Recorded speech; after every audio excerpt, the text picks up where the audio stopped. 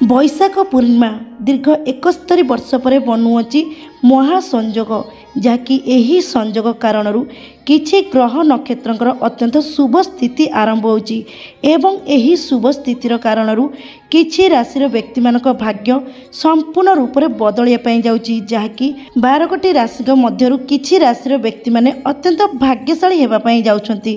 तेबे दर्शक बंधु नमस्कार, जय जगन्नाथ। हिंदू धर्म रे अमावास्या एवं पूर्णिमार उभय तिथि स्वतंत्र महत्व रही। एही तिथि स्नान दान करने द्वारा पुण्यकारी फल प्राप्ति होता है। तेबे दर्शक बंधु ज्योतिष शास्त्र अनुଯାयी वैशाख मासरे पड़ुवा पूर्णिमा अत्यंत महत्व रही। एही दिन भगवान सत्यनारायण निमित्त व्रत रखिबा विधि मुताबक रही है। वैशाख पूर्णिमा दिन जो व्यक्ति भगवान सत्यनारायण को पूजा करिथांती एवं भगवान सत्यनारायण को कथा पाठ करती एवं भगवान को भोग लगाई रीतिनीति अनुଯାयी पूजा करथांती तेबे परिवार सुख समृद्धि वृद्धि होता है। तेबे दर्शक बंधु एबे आसंतु सर्वप्रथमे जानिनबा जे वैशाख मास पूर्णिमा केउं तारिख रे पालन करिबा एवं शुभ समय बा शुभ तिथि विषय। तेबे दर्शक बंधु वैशाख पूर्णिमा तिथि आरंभ जहाँकि 2024 मसीहा मे 22 तारिख संध्या 7:47 आरंभ हेबो एवं सेहीपरि वैशाख पूर्णिमा तिथि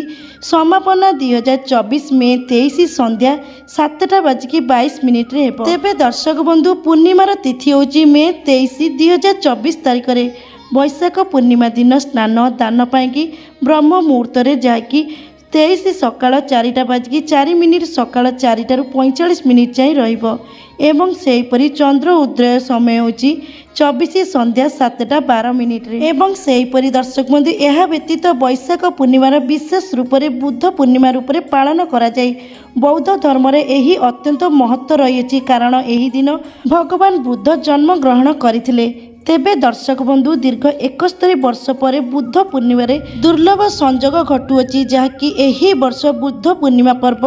23 मे रे पालन करा जिवो एवं यह एक अत्यंत शुभ दिन जहाँकि एही दिन बुद्ध पूर्णिमा जहाँकि शुक्र आदित्य जोग सृष्टि होगा सहित गजलक्ष्मी जोग मध्य सृष्टि होउछि एवं गुरु आदित्य जोग मध्य सृष्टि होगा पई जाउछि। ज्योतिष शास्त्र रे गणना अनुଯାयी बुद्ध पूर्णिमा रे सृष्टि होइतवा एही शुभ जोग एही राशि व्यक्ति मानक भाग्य चमके पाई जाउछि एवं एही राशि व्यक्ति मानक माँ लक्ष्मी एवं भगवान नारायण को कृपा दृष्टि मध्य रहिया पाई जाउछि जहाँ फल कि एही राशि व्यक्ति माने अत्यंत भाग्यशाली हेबा पाई जाउछंती जाकि निज जीवन समस्त खुशी प्राप्ति हेबा पाई जाउछि एवं समस्त कार्य रे सफलता पाइबा सहित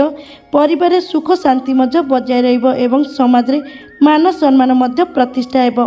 एवं व्यापार वाणिज्य रे वृद्धि होबा सहित एमानकर चाकरी रे मध्य पद उन्नतिर जोग रहिछि एवं समस्त क्षेत्र रे सफलता पाइबार मध्य अत्यंत जोग बनुछि। तेबे दर्शक बंधु सही सब भाग्यशाली राशि विषय रे जानापी आपण मानक अनुरोध वीडियोटी को प्रथम शेष जाए निश्चित भाव में देखंतु एवं सेहीपरि दर्शक बंधु आपण माने जदि एही चैनल नियोचंती तेबे सर्वप्रथम चैनल को सब्सक्राइब कर दियंतु एवं वीडियो गोटे लाइक कर दियंतु एवं कमेंट बॉक्स रे जय प्रभु लक्ष्मी नारायण लिखिया को बिल्कुल भी भूलिबेनी। तेबे दर्शक बंधु एबे आसंतु जानिबा से प्रथम भाग्यशाली राशि विषय। तेबे दर्शक बंधु प्रथम भाग्यशाली राशि होचंती जहाँकि मेष राशि। तेबे दर्शक बंधु मेष राशि व्यक्ति मानक पाई कि जहाँकि एही वैशाख पूर्णिमा ठारू अत्यंत शुभ दिन आरंभ होची जहाँकि प्रभु नारायण एवं माँ लक्ष्मी कृपारू एही राशि व्यक्ति मानकर चाकरी रे पद उन्नति हेबार जोग रही एवं सेहीपरि आपण मानकर दरमा वृद्धि होबार मध्य अत्यंत संभावना अछि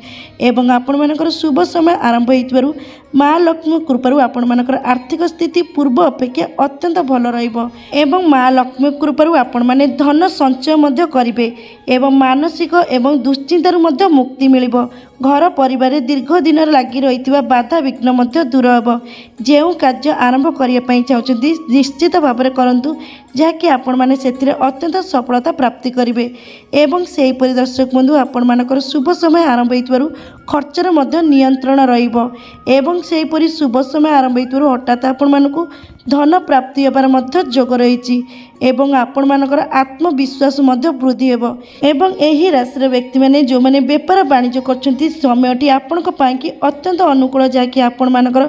ବେପାର ବାଣିଜ୍ୟ ମଧ୍ୟ ବୃଦ୍ଧି ପାଇବ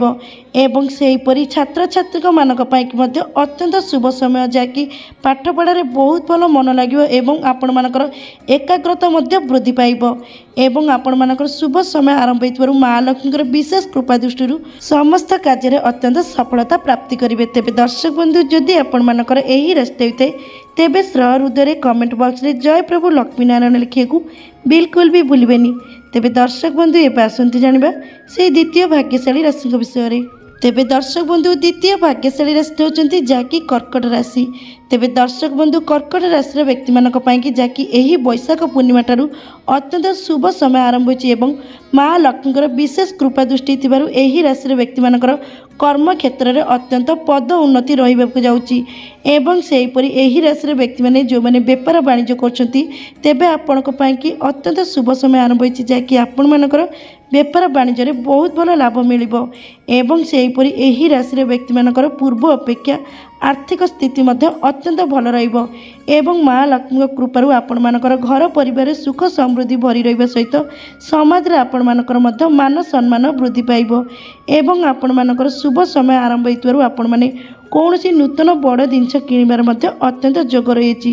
ଏବଂ ଆପଣମାନଙ୍କର ଅତ୍ୟନ୍ତ ଶୁଭ ସମୟ ଆରମ୍ଭ ହେବାକୁ ଯାଉଥିବାରୁ ଆପଣମାନଙ୍କୁ ନୂତନ ଗୃହ ପ୍ରବେଶର ମଧ୍ୟ ଯୋଗ ରହିଛି ଏବଂ ସେହିପରି ଆପଣମାନେ ନୂତନ ଯାନବାହନ କିଣିବାର ମଧ୍ୟ ଅତ୍ୟନ୍ତ ଯୋଗ ରହିଛି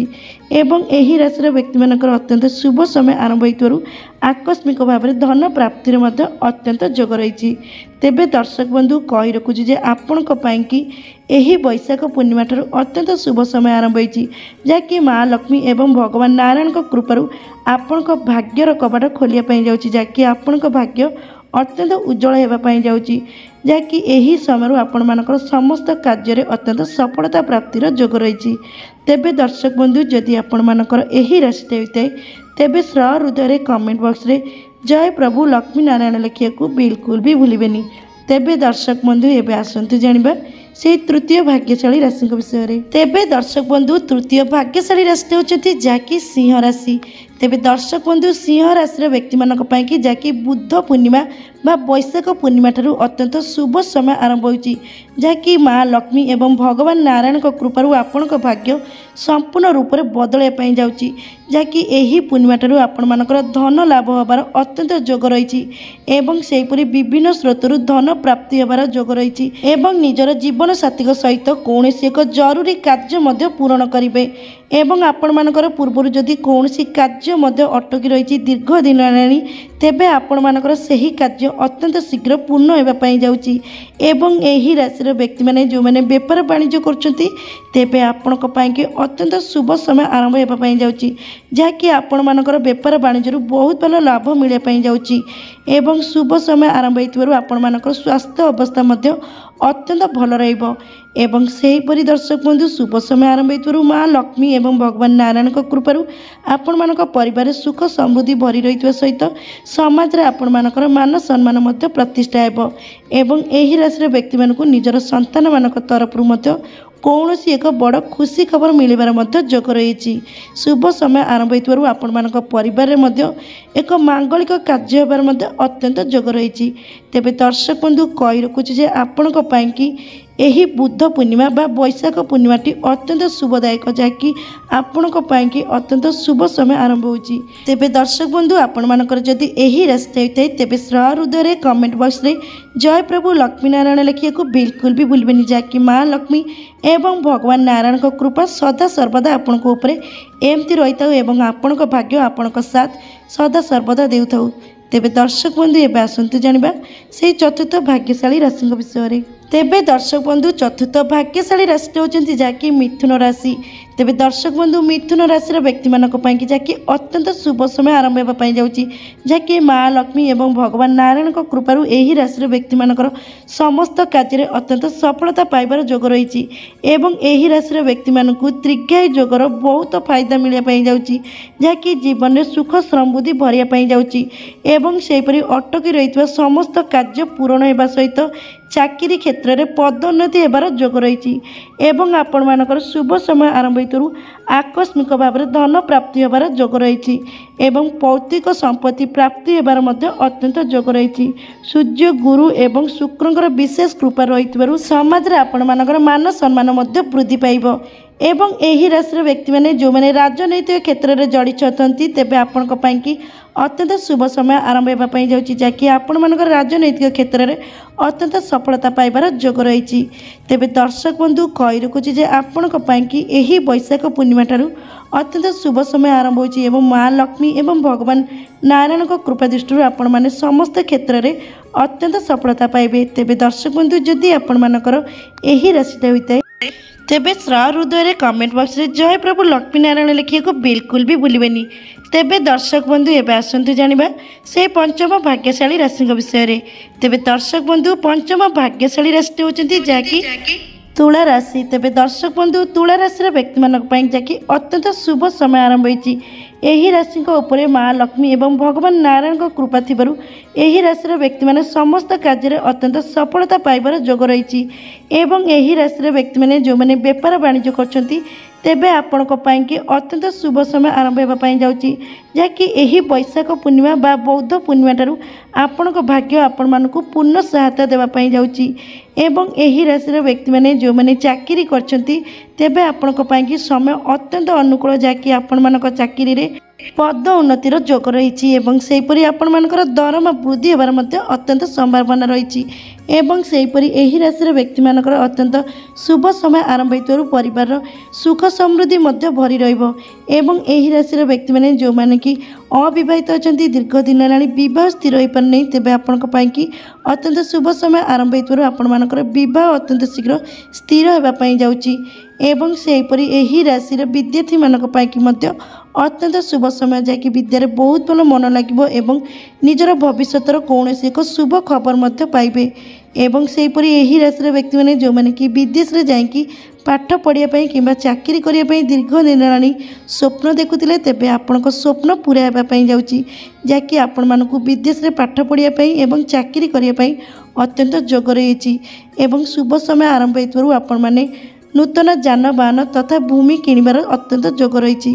ଏବଂ ସେହିପରି ଆପଣମାନଙ୍କର ଶୁଭ ସମୟ ଆରମ୍ଭ ହେଉଥିବାରୁ ନୂତନ ବ୍ୟବସାୟ ଆରମ୍ଭ କରିବାର ମଧ୍ୟ ଅତ୍ୟନ୍ତ ଯୋଗ ରହିଛି ଏବଂ ସେହିପରି ଦର୍ଶକ ବନ୍ଧୁ ଆପଣମାନଙ୍କର ଶୁଭ ସମୟ ଆରମ୍ଭ ହେଉଥିବାରୁ କୌଣସି ଦୂର ସ୍ଥାନ ଭ୍ରମଣ ମଧ୍ୟ କରିପାରନ୍ତି।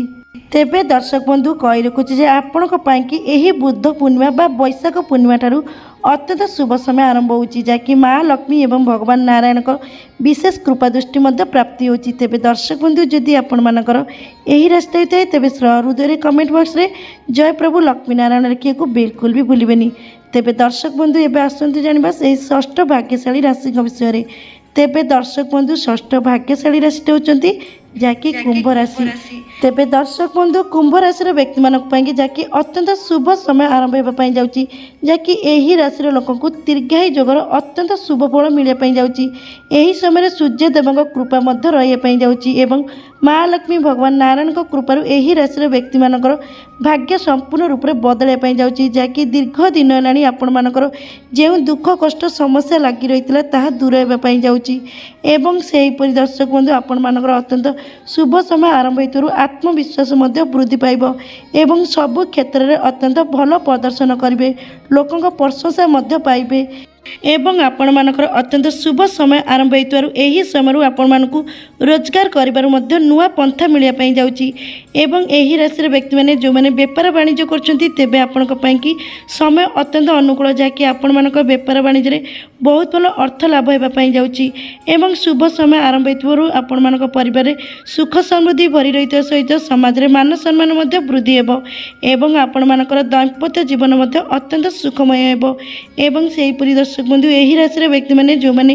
ରାଜନୈତିକ କ୍ଷେତ୍ରରେ ଅଛନ୍ତି ତେବେ ଆପଣଙ୍କ ପାଇଁକି ଅତ୍ୟନ୍ତ ଶୁଭ ଫଳ ମିଳିବା ପାଇଁ ଯାଉଛି ଏବଂ ସେହିପରି ଆପଣମାନେ ଏହି ସମୟରୁ ଯେକୌଣସି କାର୍ଯ୍ୟରେ ହାତ ଦେବେ ତାହା ଅତ୍ୟନ୍ତ ସଫଳ ହେବ।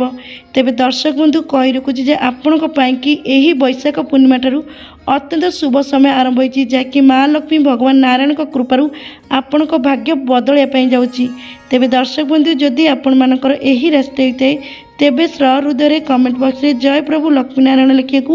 बिल्कुल भी भूलिबेनी। तेबे दर्शक बंधु ये तो थे से 6 गोटी भाग्यशाली राशि जार कि यही वैशाख पूर्णिमा बा बौद्ध पूर्णिमा ठारू भाग्य पूर्ण साथ देवाई जाऊँगी जहाँकि भाग्य बदलवाई जाऊँगी। तेबे दर्शक बंधु आपण मानकर यही राशि मध्य जेकोसी राशि होता तेबे हृदय कमेंट बॉक्स रे जय प्रभु लक्ष्मीनारायण लिखा बिल्कुल भी भूलिबेनी। तेबे दर्शक बंधु आज भिडियोटा को ये रखुची रोची नमस्कार जय जगन्नाथ।